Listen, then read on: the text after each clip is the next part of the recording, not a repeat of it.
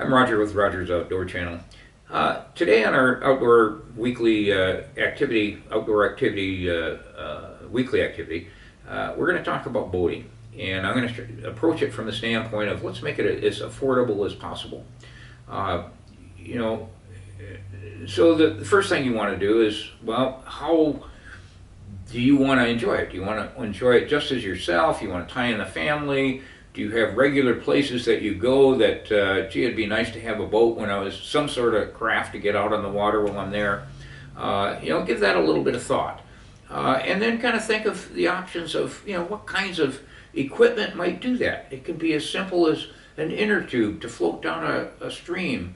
It might be a float tube to do some fishing out of, or it can be in some kind of inflatable that will just get you away from the shore out into the water a little bit, that you might want to just lay in the sun a little bit more.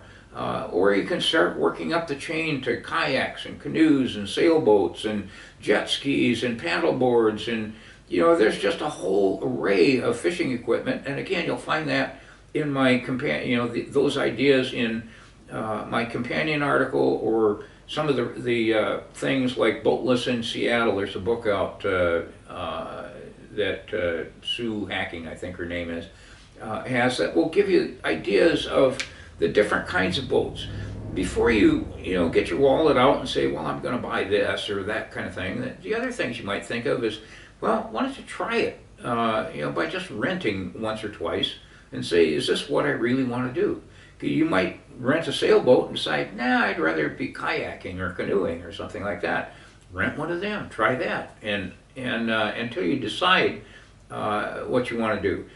Again, before you make a commitment, you might decide, do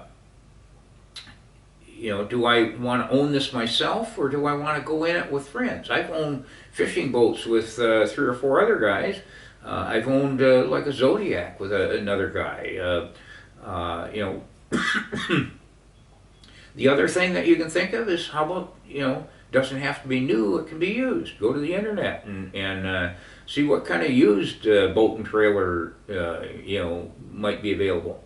Whatever you do, do it safely. Make sure you've got life jackets, and that your boat is, if you get a boat, make sure that it's got all the licensing it needs, that you've registered the boat if it's a large enough size, etc., and you get your fishing licenses and all that stuff together. I mean, there's different equipment and licenses that some of it requires, but if you go out on guided tours, things like, you get a chance to go out, with a fishing guide on a river or something, or you can go out on a charter boat, or you can go out whale watching on a boat, watch eagles on guided tours, go on a jet boat tour up the Columbia, or a river cruise.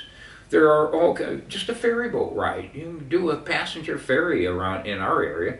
There's all kinds of ways that you can experience. Take a hydrofoil up to Vancouver, British Columbia, or there's lots of different options of getting out on the water.